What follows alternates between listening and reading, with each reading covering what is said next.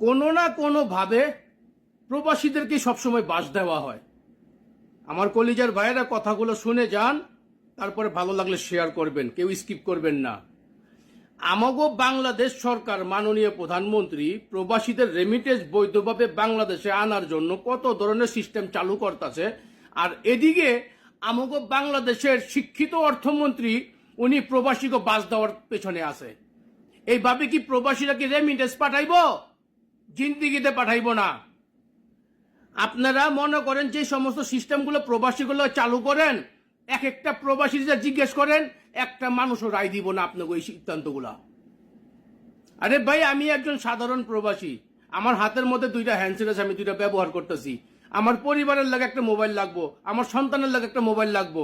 আমি যদি একজন রেমিটেন্স যোদ্ধা হইয়া আমি এখানে অক্লান পরিশ্রম করার পরে যদি আমি যদি 3টা 4টা 5টা মোবাইল যদি নিতে না পারি, তাহলে কি নিয়ে যাবো আমি বাংলাদেশের মধ্যে?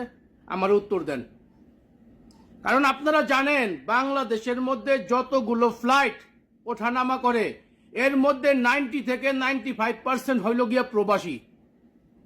আপনারা একবার চিন্তা করলেন না, এই যে প্রবাসীরা যে প্রত্যেকদিন যে যাতায়াত করতেছে, এই যে মোবাইলের মধ্যে যে আপনারা যে লেখা দিচ্ছেন, একটার অধিক 2টার আনতে পারবো না, এটার জন্য শুল্ক দিতে হবে। আবার কি 100 গ্রাম বেশি গোল্ড আনতে পারবে না।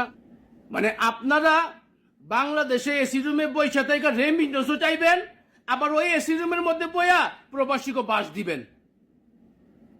আমরা প্রত্যেকটা প্রবাসী আপনাদের এই সিদ্ধান্তকে এই বাজেটের মধ্যে নিন্দা জানাইতাছি। 2024-2025 যে অর্থ বছর যে আপনারা যে বাজেটগুলো করছেন না, আমরা প্রবাসীরা নিন্দা জানাই। আমি আমাদের মাননীয় প্রধানমন্ত্রীর কাছে বলবো, আম্মা জান, আমার এই ভিডিওটা আল্লাহর হস্তে বেশি বেশি শেয়ার করেন, আমগো আম্মা জানের নজরে পড়ুক। কারণ আমগো আম্মা জানের স্বপ্ন সোনার বাংলাদেশ গড়ার, আর কিছু কিছু মানুষের আছে বাংলাদেশে বাস দেওয়ার। আমার কথা খারাপ লাগতে পারে, কিন্তু আমি উচিত কথা কই। কারণ আমরা প্রবাসীরা রেমিটের জন্য আমরা তো কষ্ট করি এখানে ভাই, আমরা এখানে কষ্ট করে টাকা উপার্জন করি। দেখা গেল যে 2 বছর 3 বছর 5 বছর পরে যখন আমরা আমাদের পরিবারের কাছে যাই, আমাদের পরিবারের অনেকের অনেক ধরনের চাওয়া পাওয়া থাকে। পরিবারের মানুষ একটা মোবাইল দিতে হয়, ছেলেদেরকে সন্তানদেরকে মোবাইল দিতে হয়।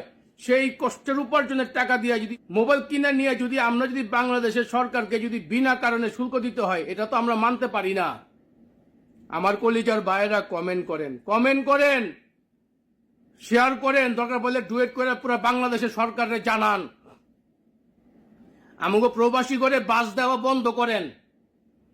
আপনারা যতই চেষ্টা করেন বৈধ পথে রেমিটেন্স পাঠানোর জন্য, এই প্রবাসীরা যতদিন পর্যন্ত হ্যাপি না হবে, যতদিন পর্যন্ত তাদের সমস্যাগুলো সমাধান না করবেন, ততদিন পর্যন্ত মানুষ ঠিক মতন বৈধ পথে রেমিটেন্স পাঠাইব না।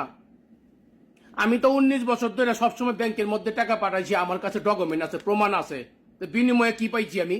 এখন আমি যদি ছুটিতে যাওয়ার সময় যদি আমি 2টা 3টা মোবাইল লই, আমরা যদি বাংলাদেশে যদি এয়ারপোর্টে আমার কর দিতে হয়, এটাকে আমি মানতে পারি?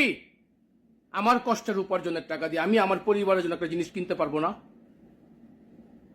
আমি আমার বাংলাদেশের সরকারের কাছে আমি বিনত অনুরোধ করব, আপনাদের এই সিদ্ধান্তটাকে পরিবর্তন